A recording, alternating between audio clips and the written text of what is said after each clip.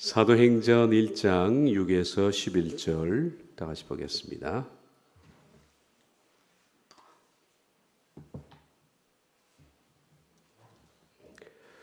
그들이 모였을 때 예수께 여쭈어 이르되 주께서 이스라엘 나라를 회복하심이 이때니까 하니 이르시되 때와 시기는 아버지께서 자기의 권한에 두셨으니 너희가 알 바 아니요 오직 성령이 너희에게 임하시면 너희가 권능을 받고 예루살렘과 온 유대와 사마리아와 땅끝까지 이르러 내 증인이 되리라 하시니라.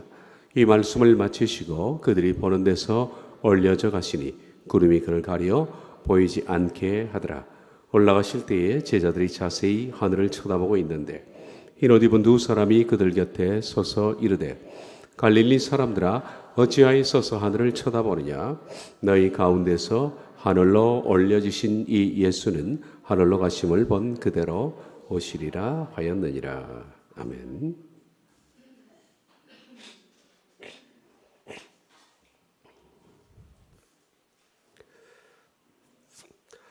지난 시간에 말씀드린 것처럼 잘못된 메시아관을 갖고 있었기 때문에 그들은 승천할 때 그렇게 물었습니다.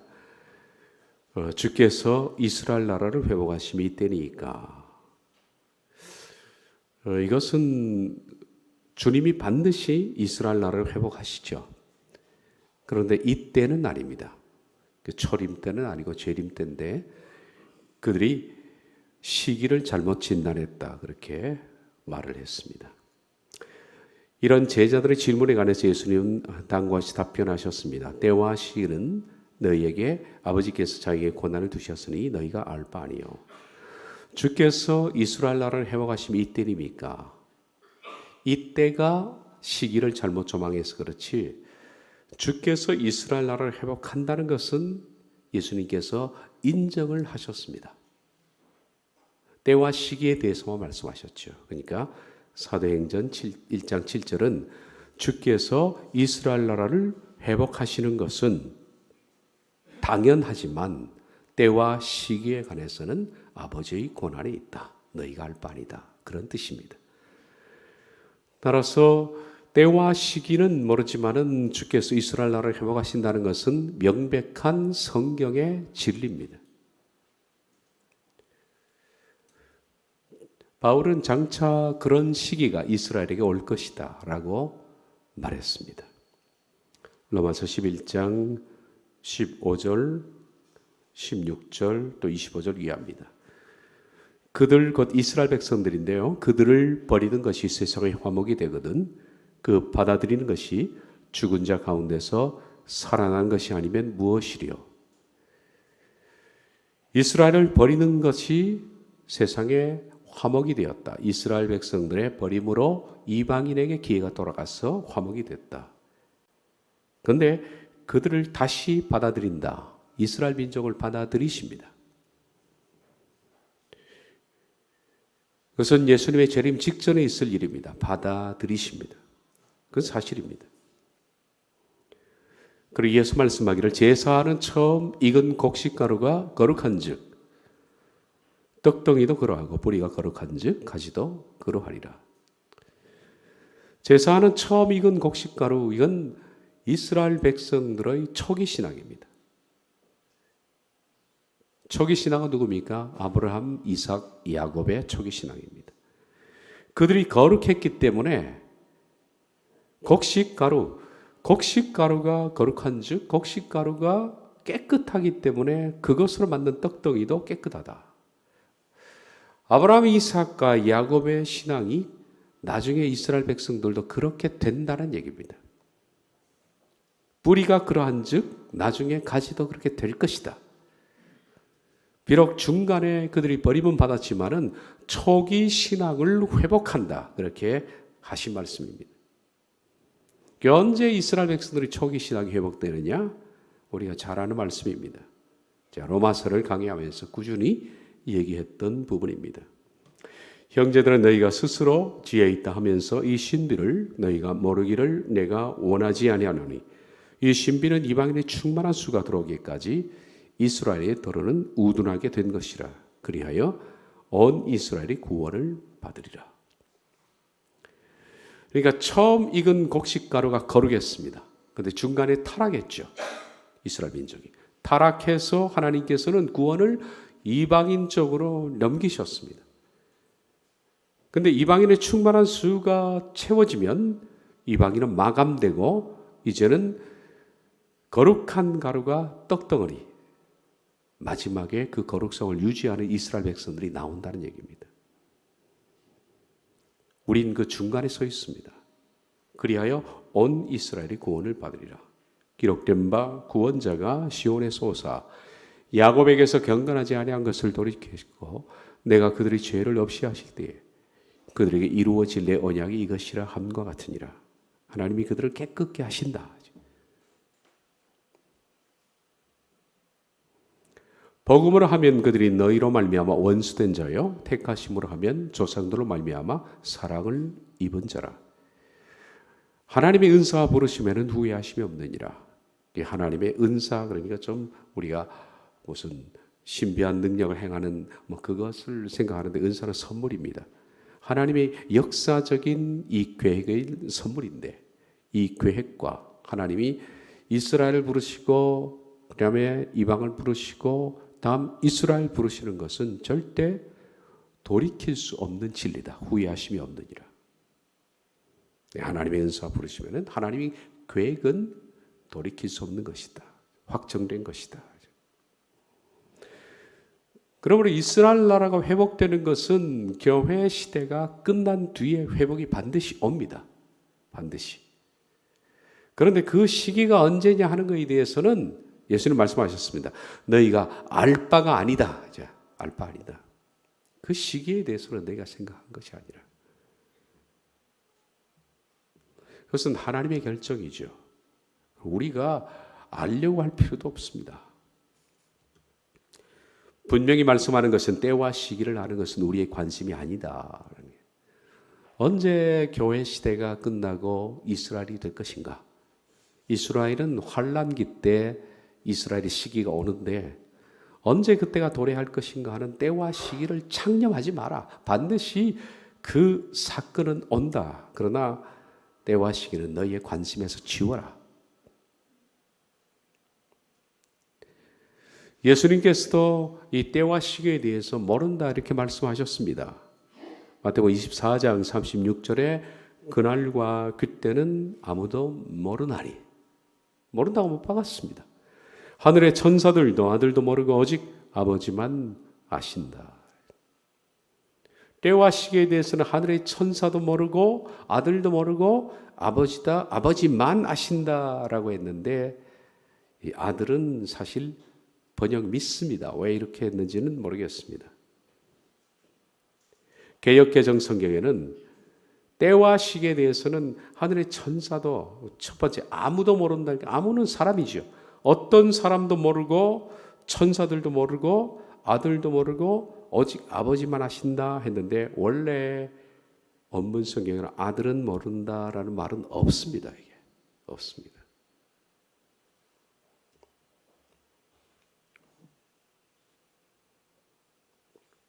공동 번역에서는 아들도 모르고를 개역개정처럼 썼습니다. 표준세변역도 아들도 모르고라고 되어 있습니다. 원문에는 아들도 모른다는 것은 없습니다.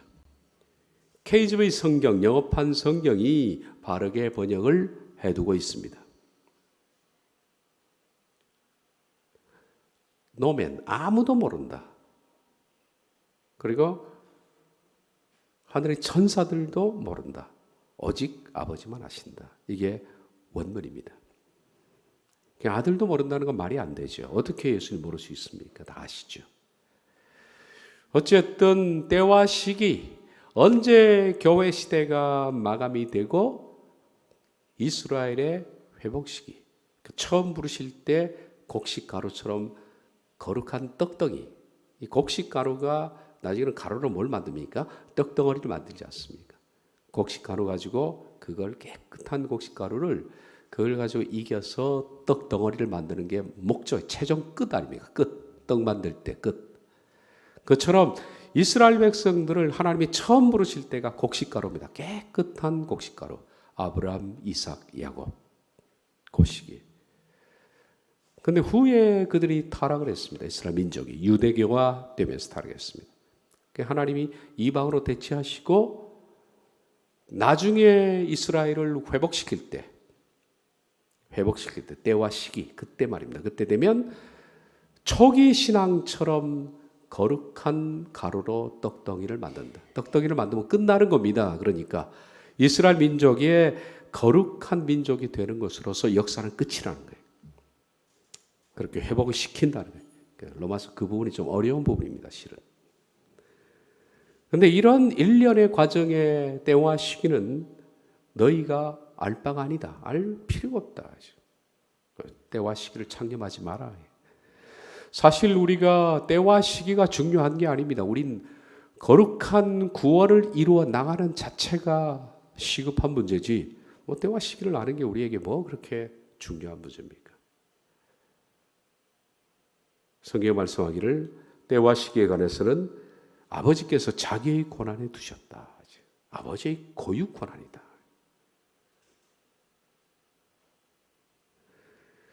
너희가 알 바가 아니요. 제가 직역을 보니까 이렇게 되어 있습니다. 아는 것은 너희 것이 아니다. 아는 것은, 때와 시기를 아는 것은 너희 것이 아니다. 너희에게 속한 것이 아니다. 그래서 제자들을 포함해서, 이 말씀을 직접 듣는 제자를 포함해서 이 말씀을 읽고 있는 우리들도 역시 언제 거룩한 이스라엘 백성들이 회복될 것인가, 언제 교회가 시대적으로 마감될 것인가 하는 때와 시기는 관심 밖에서 밀어내야 한다. 이것이 관심을 가질 것이 아니라 제자들은 이렇게 말씀했습니다. 제자들에게는 오직 성령이 너에게 마시면 너희가 권능을 받고 예루살렘과 온 유대와 사마리아와 땅끝까지로 내 증인이 되리라 하시니라. 제자들에게는 여기에 관심을 가져라. 때와 시기는 관심 바뀌고, 오직 그들은 초대교회, 이건 우리에게 주시는 명령이 아니라 제자들에게 주시는 명령. 성령이 임하시면 그들이 권능을 받고 땅끝 노마까지 가는 것은 너희 몫이다. 이것에 너희는 모든 심혈을 기울이라. 우리들에게는 어떻게 말씀하실까요, 하나님이? 모르겠습니다. 그렇지만 때와 시기는 너희에 속한 것이 아니다. 때와 시기는.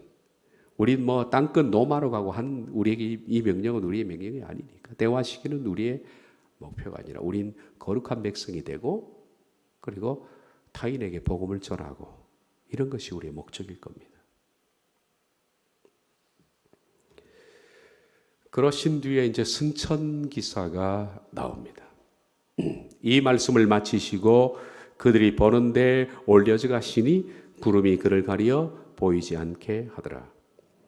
올라가실 때에 제자들이 자세히 하늘을 쳐다보고 있는데 흰 옷 입은 두 사람이 그들 곁에 서서 이르되 갈릴리 사람들아 어찌하여 서서 하늘을 쳐다보느냐. 너희 가운데서 하늘로 올려지신 이 예수는 하늘로 가심을 본 그대로 오시리라 하였느니라.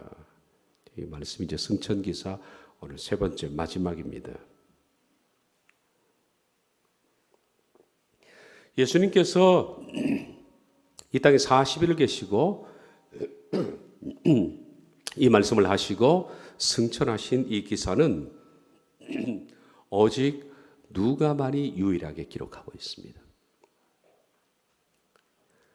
그런데 참 이상한 것은 이 승천은 예수님의 일대기 중에서 가장 중요한 5대 사건 중에 하나입니다. 가장 중요한 첫 번째 사건은 하나님이 인간의 몸을 입으셨다라는 성육신입니다. 가장 큰 사건이죠. 성령으로 말미암아 잉태된 이 성육신. 그리고 두 번째 가장 큰 예수님의 일대기 중에 사건은 그분이 십자가에 죽으셨다는 거예요. 그리고 세 번째로 부활하셨다. 부활하신 그분이 이제 승천하시는 거예요. 우리가 네 번째 사건. 승천하시고 재림하신다. 이게 5대 사건 아닙니까? 예수님의 역사적인 일대기 가운데 가장 중요한 5대 사건은 이게 다 시킬 거예요. 성육신, 죽으심, 부활, 승천, 재림. 그런데 이 가운데 네 번째, 승천 기사를 마태나 요한이나 마가는 조금 다루고 있는데 다루고 있지 않다는 것은 참 이상한 일입니다. 이 중요한 사건을 하늘로 올라가시, 제자들이 보는 가운데 하늘로 올라가셨잖아요. 이렇게. 그러나 충격적인 기적입니다. 이것은 오병이어 사건보다 훨씬 더 충격적인 그런 놀라운 일이죠. 근데 기록하지 않았습니다. 마태는 이 승천기사에 대한 기록은 없고요. 마태복음 28장에 보면 뭐로 끝납니까? 소위 말해서 지상명령. 지상명령이라는 것은 최고의 명령의 뜻입니다. 지상명령. 땅 지자가 아니라요. 극할 지자입니다. 극한 지자입니다. 그러니까 최고의 꼭대기에 있는. 그래서 지상을 영어로 하자면 great입니다. great. 최고로 큰 great. 뭐 최상급을 붙여도 좋고요. 최고로 큰 명령 이런 뜻입니다. 사람들이 붙여놓은 이름인데 마태는 소위 지상명령으로 끝납니다. 마태복음 28장에 보면 그러므로 하늘과 땅의 모든 권세를 내게 주셨으니 하늘과 땅의 모든 권세를 내게 주셨으니 그러므로 너희는 가서 모든 민족을 제자로 삼아 아버지와 아들과 성령의 이름으로 세례를 주고 내가 너에게 분부한 모든 것을 지켜 행하라. 보라 내가 땅 끝까지 너희와 함께 있을 것이다. 이게 소위 지상명령. 이러고 마태는 복음을 끝냅니다. 승천기사가 없어요. 마가는 승천기사를 아주 짧게 언급합니다. 아주 짧게. 16장 19절인데요. 주 예수께서 말씀을 마치신 후에 하늘로 올려지사 하나님 우편에 앉으시느니라. 이거예요. 말씀을 마친 후에 하늘로 올려져서 하나님 우편에 앉았다라고 되어 있습니다. 그런데 언제 제가 이걸 강론할 기회가 있을지 모르지만 마가복음의 이 끝부분은 후대 사본에 삽입된 구절들입니다. 실은. 후대 사본에 기록된 그러니까 마가복음 16장 기록이죠. 그러니까 아까 우리가 주기도문을 받듯이 어떤 사람이 성령을 후대 사본에 자기가 기록해 놓은 것처럼 이것도 후대 기록물이기 때문에 빠져야 됩니다. 요한복음 8장에도 예를 들면 가늠하다 현장에 잡혀 나온 여인 그것도 후대 사본에 있는 얘기지 앞 사본에 없어요. 그 기사는. 그러므로 실은 원본에는 요한복음 8장 가늠하다 현장에 잡혀 나온 여인 사건은 예수님의 사건 가운데 실제로 그런 일이 있었을지도 모릅니다. 아마 있었을 거예요. 그런데 요한 자체가 기록한 기록에는 없다라는 것이 맞는 겁니다. 그러다가 나중에 그 사본을 기록하다가 구전으로 흘러들어온 얘기를 후대 사본의 필사자가 기록했을 것이다. 이렇게 보는 것이 맞다. 마가복음 16장 마찬가지. 그럼 마가의 원본에 따르면 실은 마가가 직접 기록했던 그 기록물에는 예수님의 승천기사가 없는 것으로 보입니다. 없는 것으로. 그래서 마태도 없고 마가도 없습니다.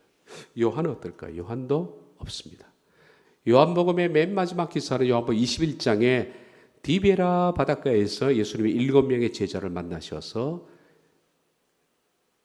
숯불에 떡과 고기를 구워 놓으시고 그들이 잡아온 물고기 150마리, 53마리 잡아놓고 만찬을 하시면서 베드로에게 네가 나를 사랑하느냐 3번 물으셨던 그리고 베드로의 죽음을 예고하시고 그리고 끝나는 거예요.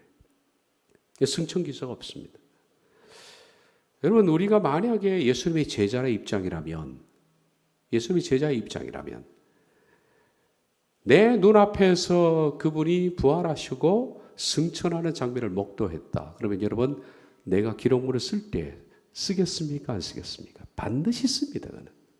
충격적인 사건이기 때문에. 근데 없습니다. 오직 누가만 기록하고 있다. 누가는 누가복음에 그리고 사도행전에 둘 다 기록합니다. 그래서 승천기사는 누가만의 기록물이다. 그러면 우리 누가에게 참 감사를 해야 됩니다. 누가는 예수님의 12제자는 아니지만 누가라는 탁월한 역사학자를 세우셔서 3명의 제자들이 놓친 그 얘기들을 들려줄 수 있다는 것은 우리에게 참 큰 복이다라고 생각됩니다. 누가복음의 24장에 승천기사가 나옵니다. 이 24장의 승천기사는 사도행전 1장과 같은 기사인데 내용이 약간씩 다릅니다. 누가복음에 보면 예수께서 그들을 데리시고 베다니 앞까지 나가서 손을 들어 그들에게 축복하시더니 사도행전에 이게 없죠. 손을 들어 축복하셨다 이런 건 사도행전에 없습니다. 축복하실 때 그들을 떠나라는 이 단어도 사도행전은 없어요. 누가만 있습니다. 누가복음에만 있습니다. 떠나 올려주셨다. 두 가지 동사인데 하나는 떠났고 하나는 올려졌다라는 거예요. 좀 이따 제가 떠나와 올려지다를 설명을 해드리겠습니다.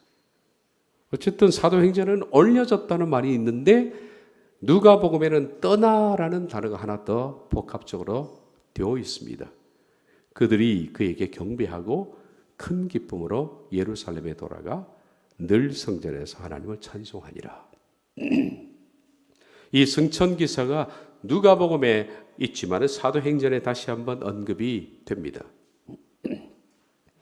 이 말씀을 마치고 그들이 보는 데서 올려져 갔으니 누가에는 떠나 올라갔다 그랬는데 떠나라는 단어는 생략했습니다. 올려져 가셨다. 그리고 누가복음에 없지만 구름이 그를 가려 보이지 않게 했다. 누가복음에 또 이런 기사는 없습니다. 올라가실 때 제자들이 자세히 하늘을 쳐다보고 있는데 흰옷 입은 두 천사의 얘기는 누가에 없는 거예요. 사도행전에 보충해서 기록합니다. 흰옷 입은 두 사람이 그들 곁에 서서 이르되 갈릴리 사람들아 어찌하여 서서 하늘을 쳐다보느냐 너희 가운데로 올려지신 이 예수는 하늘로 가심을 본 그대로 오시리라. 이 기록도 사도행전의 부연에서도 덧붙임을 했습니다.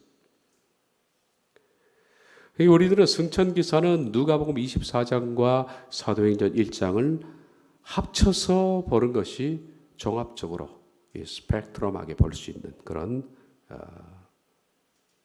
조망이 되겠죠.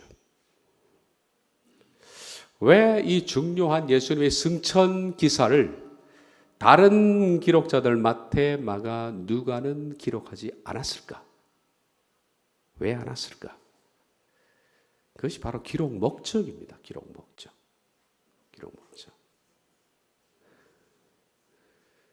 예수님의 일대기에 관해서는 수많은 사건이 있습니다. 성경에 기록되지 않는 것보다 훨씬 더 광대한 기적들과 사건들이 많이 있습니다. 그런데 기록자들은 기록 목적이 있습니다. 하나님이 그 기록자들을 세우신 목적이 있습니다. 그 기록자를 통해서 예수님의 다양한 모습들을 기록하게 하셨죠. 그래서 여러분들은 처음에 성경을 볼 때 의아해했던 부분일지도 모르겠습니다. 저는 처음 성경을 보면서 이 똑같은 거 왜 4권씩이나 있을까? 마태, 마가, 누가, 요한. 그래서 처음 성경을 읽을 때는 이거 다 읽을 필요가 없네. 똑같은 얘기니까. 그중에서 하나만 골라서 읽자. 그래서 뭘 골랐을까요? 마태복음. 제일 쉬우니까. 마태복음 28장이고 또 마가복음 16장이니까 갈등을 많이 했습니다. 짧은 걸 택할까? 이야기면 짧은 게 좋겠네. 갈등을 하다가 그래도 성경을 읽는데 좀 긴 거 읽자.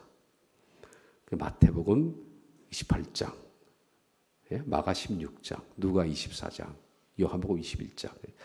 양심상 제일 긴 거 택해가지고 읽었습니다. 근데 똑같은 기록인 줄 알았는데 나중에 보니까 전혀 다른 기록이었다는 것을 나중에 성경을 연구하는 가운데 제가 발견을 하게 된 겁니다. 이게 다른 기록이었구나. 다시 말하면 그 기록자가 예수님에 대해서 묘사할 때 목적이 다른 거예요. 목적이. 사건은 똑같은데 그 사건을 통해서 설명하는 것이 다른 거예요.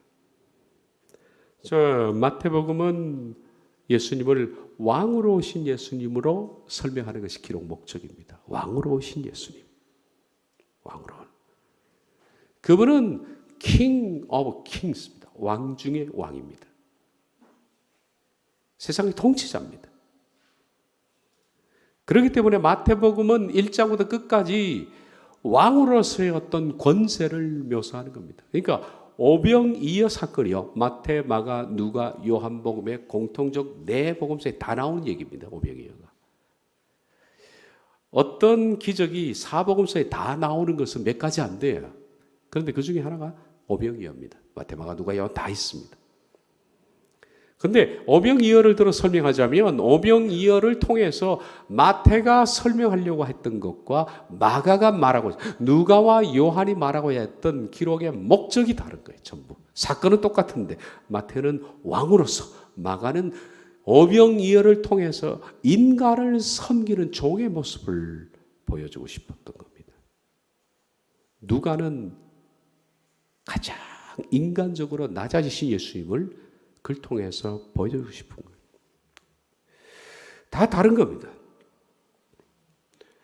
그래서 마태는 첫 장부터 왕 얘기를 꺼냅니다. 다윗 왕부터 계보로 이어져서 유다의 왕통을 타고 내려와서 결국 왕으로서 예수님을 묘사하는 겁니다. 14를 잘랐어요. 마태복음 1장의 족보는요, 우리가 생각하는 건 아브라함의 족보가 아닙니다. 실은 마태복음 1장의 중심은 다윗의 족보입니다. 한글 개역 성경이 이 부분을 잘못 번역하고 있습니다. 1장 1절부터 아브라함과 다윗의 자손 예수 그리스도의 계보는 족보인데요. 아브라함과 다윗의 자손 예수 그리스도의 족보라. 우린 아브라함이 다윗보다 1000년이나 앞서니까 당연히 어른으로서 조상이 먼저 기록되고 1000년 후의 사람 다윗이 기록되는 것은 옳다라고 생각하지만은 원문 성경에는 뒤바뀌어 있습니다. 1000년 뒤의 사람인 다윗이 먼저 나와요. 다윗과 아브라함의 자손 이렇게 나옵니다. 비블로스 게네세오스 이에수스 그리스토스 휴 다윗 먼저 나오죠. 휘우는 아들입니다. 휴 다윗의 아들이시요 휴 아브라함의 아들이시고 거꾸로 됐습니다. 이것이. 그래서 마태복음 1장 1절을 보면 이것은 다윗 중심의 족보지 선조인 아브라함 중심 족보가 아니라는 것을 알 수 있어요. 다윗이 말하고자 하는 것은 왕통이었습니다. 왕통. 그래서 마태가 말하고자 하는 것은 그래서 마태가 기록하는 예수님은 King of Kings입니다. 왕 중의 왕입니다. 왕이신 그분이 마지막에 명령하는 것으로 마칩니다. 왕으로 태어나신 그분이 왕으로서의 모든 것을 입증하신 뒤 나중에 지상 명령, 왕으로서의 명령하시는 것이 하늘과 땅의 모든 권세를 내게 주셨으니 이게 이런 표현은 권세를 모두 내가 받았다. 이 왕으로서의 권세인데 이게 마가복음이 없잖아요. 마가는 왕으로 묘사하려고 했던 거 아니거든요. 누가도 없어요. 요한도 없어요. 이 말씀은 왕을 묘사하는 말씀에 어울리기 때문에 마태는 이 말씀을 한 겁니다. 그래서 마태복음은 처음부터 끝까지 봅니까? 왕으로 오신 그분이 왕임을 입증하시고 명령하신 거예요. 이게 한 줄로 줄이면 왕으로 오셨다. 그분은 왕으로서의 자신의 모습을 입증하셨다. 그리고 왕으로서 명령하신다. 이게 마태복음이에요. 마가복음은 예수님을 왕이 아니라 반대로 정반대로 종으로 묘사한다. 종으로 묘사한다. 오셔서 죽도록 일하다가 죽으신 인간을 위해서 오셔서 인간을 섬기고 낮아지시고 죽도록 일하다가 죽으신. 그래서 마가의 기록은 전부 이 관점에서 읽어야 된다는 겁니다. 마가복음의 주제는 10장 45절이 되지요. 인자가 온 것은 섬김을 받으리 함이 아니라 도리어 섬기려 하고 자기 목숨을 많은 사람의 대속물로 주리 함이로다. 제가 이거 했던 이 부분은 실은 마태복음 강의를 할 때 앞에 했어요. 근데 그때 당시에 마태복음이 녹음을 전혀 안 했던 겁니다. 제가 전혀 안 해서 여러분 뒤늦게 오신 분들은 못 들은 적이 있을 거예요. 인자가 온 것은 누구에게 섬김을 받으려고 한 것이 아니다. 섬기려 하고 목숨을 대속하려. 그러니까 종의 복음인데요, 마가복음. 종의 복음이기 때문에 마가복음 1장을 열면 뭐가 나옵니까? 종의 족보가 없어요, 족보가. 족보 없는 것이 당연하죠. 무슨 종놈이 족보가 있습니까, 여러분? 노예가 무슨 족보가 있습니까? 없죠. 종으로 오셨기 때문에 예수님이 족보에 대해서 장황하게 설명할 필요가 없는데 종으로 왔으면 종으로 죽도록 일하다가 죽어야 되는 거예요.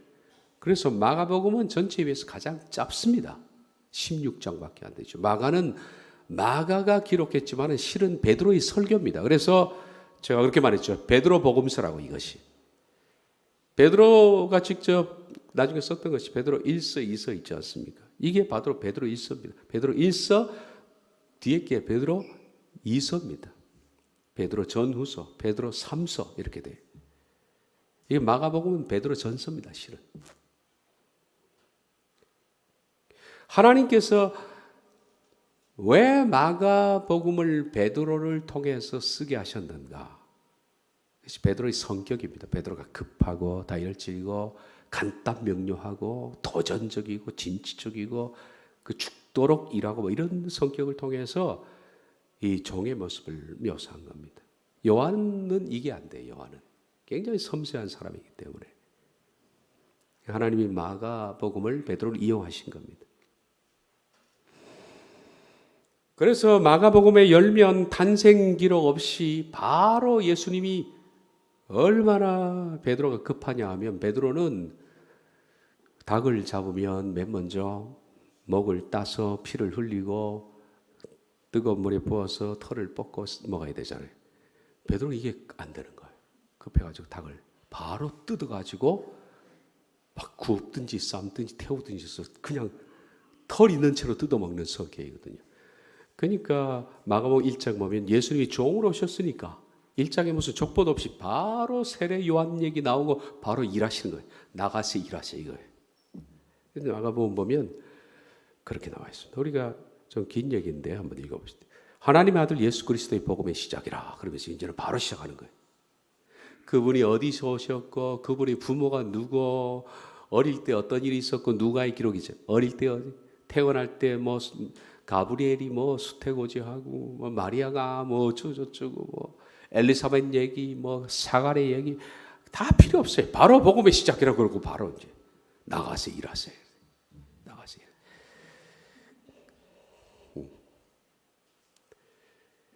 선자 이사야 그래 보라 내가 내 사자를 내 앞에 보내니 이제 사자 얘기부터 나와요. 세례요한. 그가 네 길을 준비하리라. 광야에 외치는 자의 소리가 있어 이르되 너희는 주의 길을 준비하라. 그의 오실 길을 곱게 하라. 기록된 것 같이 세례요한이 광야를 이르러 죄 사함을 받게 하는 회개의 세례를 전파하니 온 유대 지방과 예루살렘 사람이 다 나아가 자기 죄를 자복하고 여단강에서 그에게 세례를 받더라. 요한은 낙타 털옷을 입고 허리에 가죽들을 띠고 메뚜기와 석촉을 먹더라. 그가 전파에 이르되 나보다 능력 많으신 이가 내 뒤에 오시다니 나는 구표의 신발끈을 풀기도 감당하지 못하겠노라. 나는 너에게 물로 세례를 베풀거리와 그는 너에게 성령으로 세례를 베푸시리라. 그때 예수께서 바로 바톤을 이어받습니다. 이제 그때 예수님이 첫 등장 아닙니까?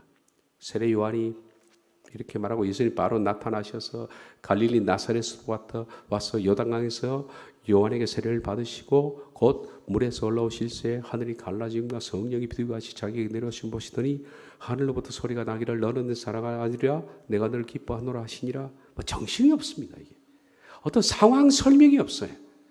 상황 설명 뭐 사건이 이렇고 뭐 요한은 설명을 아주 섬세하게 합니다.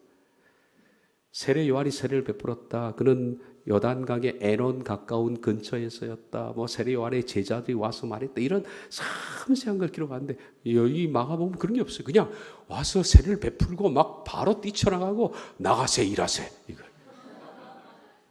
나가서 일하세요. 왜? 바쁜 책이에요. 바쁜 책. 마가복음은. 그래서 16장으로 끝내버리잖아요. 뭐 길게 끌 게 어디 있어 그냥. 나가서 일하세요. 죽자. 뭐 이렇게 뭐 승천하자. 끝나는 거예요. 그러니까 바쁜 사람들을 위한 책이라. 바쁜 사람을. 보나마나 이 성격이 베드로가 불 같고요. 이 마가도 또 한 성격하거든 이게. 마음에 안 맞다고 그냥 도망가 버리고 막. 베드로와 마가가 막 충돌하고 다투고 막 이러잖아요. 이 두 사람을 묶어놨으니 불과 기름이죠. 팍 튀는 거예요. 이런 사람을 통해서 하나님은 충성스럽게 섬기는 종의 복음을 기록했다. 이게. 하나님이 요한을 부르시고 누가를 부르시고 다 뜻이 있는 거예요. 성격에 맞게끔. 그러니까 우리들은 누구 닮을 필요 없어요. 내 성격대로 그냥 믿으면 됩니다. 성격대로. 단 더러운 성격은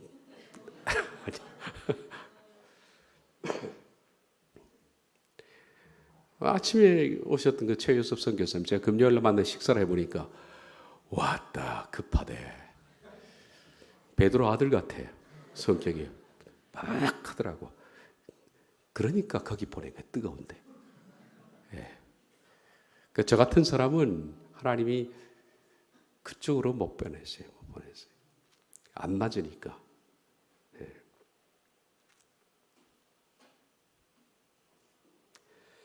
그러면서 바로 성령이 곧 예수를 광야로 몰아내신지라 막 성령님도 바쁘십니다. 막 몰아내시고 광야에서 막 금시까지 40일 계시고 사탄의 시험을 받으시고 들짐승 함께 천사들이 쏟으더라. 요한이 잡힌 후 다시 예수님 갈릴리 오셔가지고 복음을 전파하시고 이르시되 때가 찼고 이 마가복음 읽을 때는요 띄어쓰기 하면 안 돼요. 그냥 바로 정신없이 읽어요. 내가 읽어드릴게.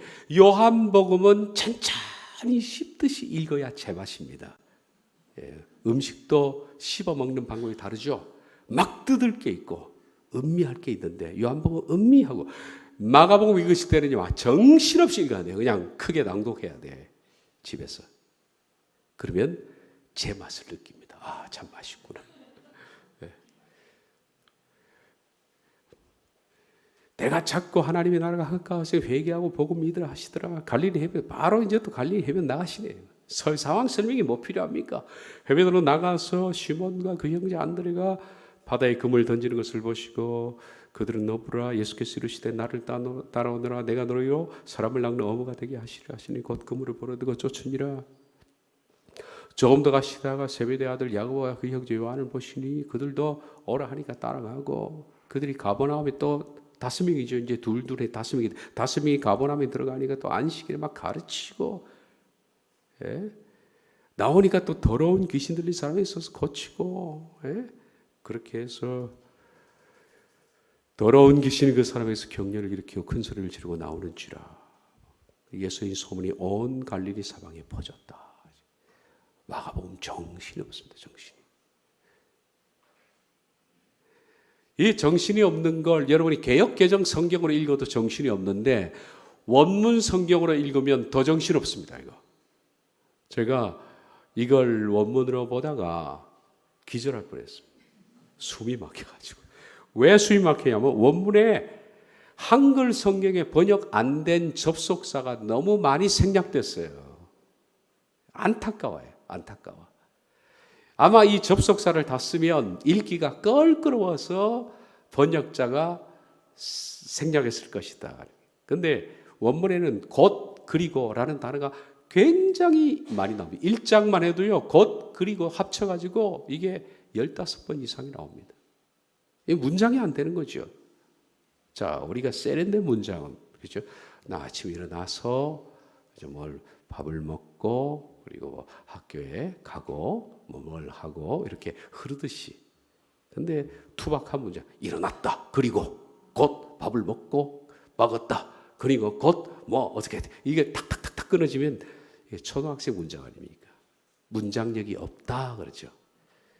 마가복음이 그꼴로 기록되어 있습니다. 곧 그리고가 너무 많아가지고 이거 읽다가 턱턱턱 걸려서 못 읽을 정도다. 개역개정에 번역된 것만 읽어보겠습니다. 이거 번역 안 된 단어가 더 많다 이거죠. 그때 예수께서 갈릴리 나사렛부터 와서 요단강에서 요한에게 세례를 받으시고 곧 물에서 올라오실 때 예수님 그냥 올라오시면 되는데 뭐 또 곧 올라와.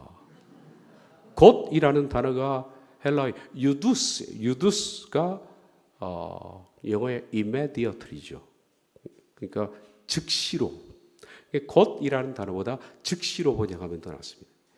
예수님이 세례를 받으시고 즉시로 물에 올라오실 때 굉장히 좀 모습이 촐랑거리는 모습 있잖아요. 그죠? 거룩하게 천천히 이렇게 올라오셔야 되는데 막 물에서 들어갔다가 막 즉시 이거 뭐 비디오를 빨리 돌리면 나오는 거예요. 그러니까 비디오를 막 그 4배속, 6배속으로 돌리면서 막 마가복음 읽을 때 그 모습이에요, 이게. 곧 성령도 막 어떻게 성령이 곧 예수를 막 즉시로 막 몰아내시고 올라오자마자 바로 떠밀어 가지고 광야로 들어가시고 막 따라오라 하니까 이 네 명의 제자들도 굉장히 또 촐랑거리네. 곧 그물을 버려 두고 따르고 곧 부르시고 막 정신없습니다. 마가복음 1장 보면 계속 즉시로 그리고 이게 막 많아요.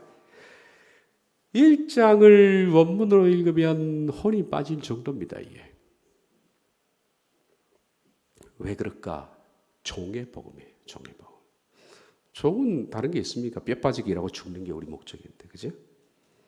그래서 마가복음은 어떤 모습이라고? 마태는 왕으로 오신 그분이 왕으로 자신을 입증하시고 그리고 왕으로서 명령하신다. 마태복음 가장 중요한 것이 28장 명령입니다. 명령. 마가복음은 뭡니까? 죽도록 일하시고 죽었다. 이거예요. 주제가. 죽도록 일하시고 죽었다. 그래서 마가복음에는 주 예수께서 말씀을 마치신 후에 하늘로 올려지사 하나님 우편에 앉으시느니라 라고 끝난 뒤에 나가서 제자들이 전파하고 뭐 표적으로 증언하고 뭐 이런 것들이 또 일하는 모습으로 끝내는 거예요. 20절로 끝나는데 그분의 성품을 이어받아서 종으로서 제자들 나가서 열심히 일하는 모습을 기록했습니다. 마가까지 하니까 시간이 다 됐네. 또 요한 만나려면 또 한참 걸리니까 요한은 다음 시간에 만나야 되겠습니다. 이게 뭐 이렇게 시간이 빨리 갔는지 모릅니다. 요한 보고 이제 누가를 볼 텐데 우리 누가라는 기록자 덕분에 뭘 본다? 승천 기사를 자세히 본다. 자세히 본다. 하나님은 베드로는 베드로의 성격을 이용해서 사역을 하셨고 요한 같은 굉장히 섬세한 분, 아주 섬세한 디테일한 분. 요한은 여성적인 성격을 학자예요. 요한은 학자. 그러니까 문장 하나, 문체 하나, 접속사 하나 놓치는 법이 없고요. 마가복음을 원문을 읽으면 초등학생 일기를 읽는 것 같고 요한복음을 읽으면 박사가 쓴 논문을 읽는 것 같습니다. 그 정도로 수준차가 나요. 그러니까 하나님이 요한 같은 깊이 있는. 근데 누가는 깊이라기보다 굉장히 역사적인 문체로 기록했습니다. 이런 사람 부르셔서 하나님은 또 누가와 사도행전 기록을 하셨는데 이 분 덕분에 우리가 다음 시간에 볼 승천 기사를 볼 수 있다. 어떻게 승천하셨느냐. 그걸 한번 그림으로 한번 이렇게 머릿속으로 머리 그림이죠. 머리로 그림으로 그릴 수 있게끔 누가가 기록하고 있죠. 기도하겠습니다.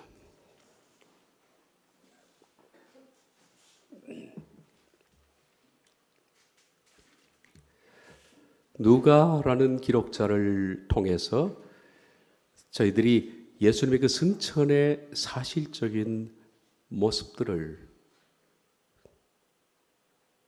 마치 그 시간에 우리가 서 있는 것처럼 참여해서 볼 수 있게 하심을 감사합니다.